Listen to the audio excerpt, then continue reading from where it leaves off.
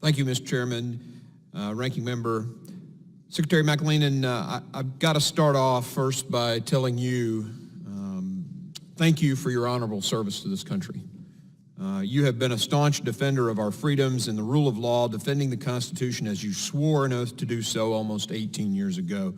It is my understanding that you left what promised to be a high-paying civilian sector job after you felt inspired by the attacks at 9/11 to help CBP set up the Office of Anti-Terrorism.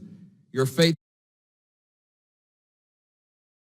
service is very appreciated, and I hope we in Congress can do our job and provide you the funding you need, and as requested by your people on the ground, to continue your now broader mission.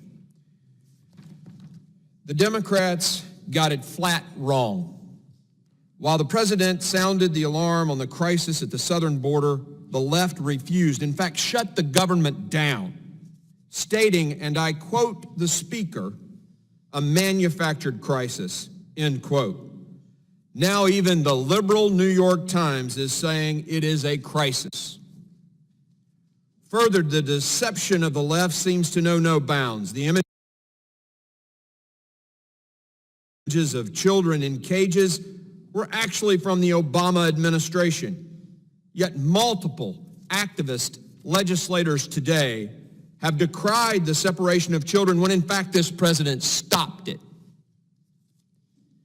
I'm highly concerned about my colleagues on the other side of the aisle using politics to block DHS from doing its job and in securing our southern border.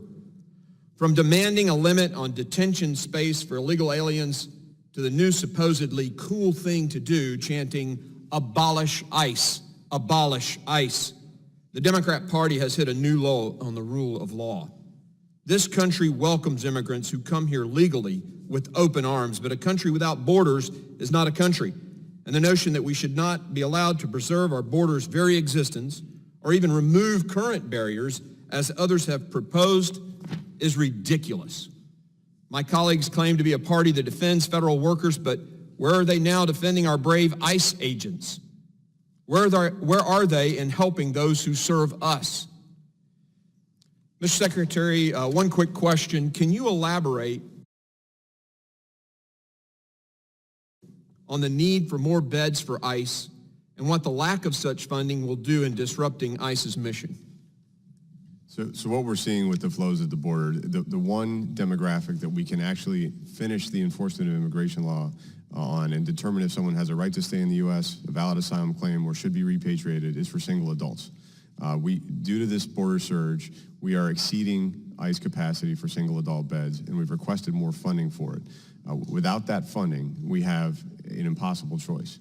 We either lose control of our border entirely because we won't be able to enforce